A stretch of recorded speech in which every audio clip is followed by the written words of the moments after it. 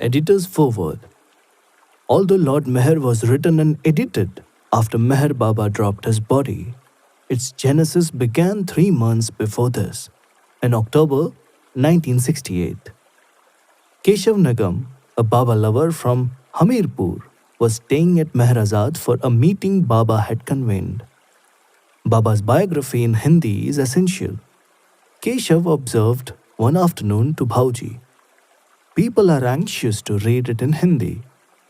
Bhau did not pay much attention, but Baba himself broached the topic when he persisted later that day in asking Bhau what Keshav had said. Keshav said that your biography should be written in Hindi. Bhau informed him. Baba concurred. Yes, he is right. It should be there. Bhau kept quiet. He knew if he agreed, Baba would ask him to write the biography. Baba too did not say anything further. A few weeks later, however, Baba asked Bhau to bring a copy of the Ramayana, the famous epic poem of Ram's life by Tulsidas. Baba opened the book at random and instructed Bhau to read a few couplets aloud.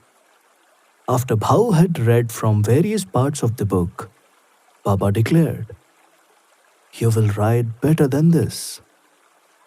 But it was not until 24 January 1969, 7 days prior to beloved Baba dropping his body, that he gave Bhauji explicit instructions to write his biography.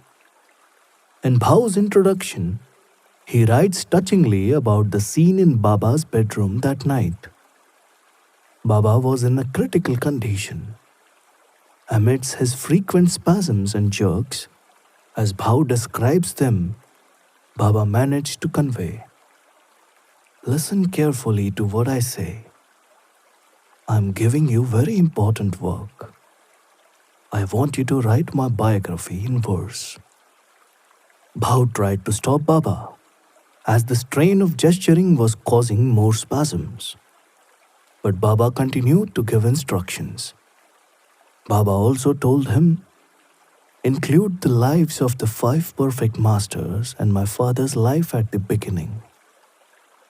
Bhau listened quietly and did not interrupt. This was to be the last order that Meher Baba ever imparted to him. Bhauji completed the manuscript for Lord Meher in January 1973, and he began translating it with firm working Boxwala, who typed it into English. The manuscript was given to me for editing soon after I moved to India in June 1975. Since that time, many others who came in contact with Meher Baba in the West have contributed accounts of the meetings and time spent with him. They include Clarice Adams, Louis Agostini, Herman Alvarado, Agnes Barron, Irene Billow, Cynthia Borg, Bernard Bruford, Marvin and Jane Campin, Rick Chapman, Margaret Krask, Kitty Davy, Harry Dedolshaw, Delia De Leon, Robert Dreyfus, Ned Foote, Phyllis Frederick, Colonel Goldney, Max and Gisela Hefliger, Oswald Hall, Jane Haynes, John Haynes, Mick Hamilton, Tom and Dorothy Hopkinson, Henry Cashotti, Anna Lemon, Bill LaPage, Edward and Irvin Luck, Fred Marks, Jim McGrew,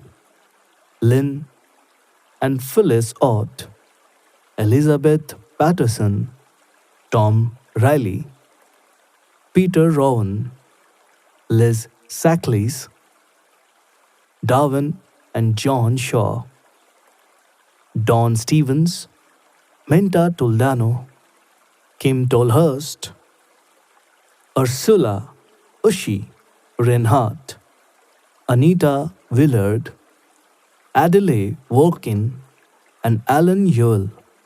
Many Indian Baba lovers also contributed their accounts. Prominent among them are Hoshang Barucha, Keki Desai, and Kauas Vasuna. Others, such as Keith Gunn and Duncan Knowles, did much proofreading and made many corrections to the first printing. New information in the form of diaries, letters, unpublished personal accounts, especially those of Baba's childhood friend, Billy, translated by Ferrum Working Boxwala and Cyrus Khambata, assisted by Kishore Mistry, came to light during this period, and all pertinent information has been included where appropriate. Thus, the English version of Lord Meher expanded considerably. Editing Lord Meher over a period of 35 years has been a task of great privilege and constant joy. There is no other book about Meher Baba, nor is there likely to be one anytime soon, that so thoroughly and accurately chronicles Meher Baba's incredibly active life and work from beginning to end. While working on Lord Meher, I was struck by the biblical nature of the narrative. One is swept up by the sweet stories, alluring tales, and fascinating personal accounts of meeting the Ancient One, much of it written in an easily read, conversational form. The personification of this Avtaric age as a witness named Age, who frequently comments on the events described, lends a poetic touch to the narrative. Bhau has truly fulfilled his beloved's command by making the account of Baba's life on earth both interesting and instructive. In addition, he has included a wealth of unpublished discourses given spontaneously by Baba, which take on added meaning when read in the context in which they were given.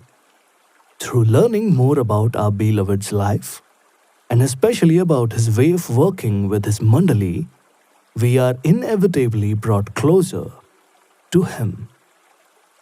One night in the late 1960s, Baba told Bhau, even if people criticize or find fault with your writings, you should not mind. Just write for me, because I have asked you. This much remember. I tell you honestly, I like your writing. Even if the whole world goes against you, don't care. Let them say whatever they wish. I have asked you to write, so you should do so. When I'm pleased with what you write, what more could you want? What a blessing and what fortune to be involved with a project that has Meher Baba's divine sanction. Baba's guiding hand was felt, both by the author and by myself, from the book's inception. This is the true source of Bhau's inspiration. The power and strength of what Bhau has written has its origin here.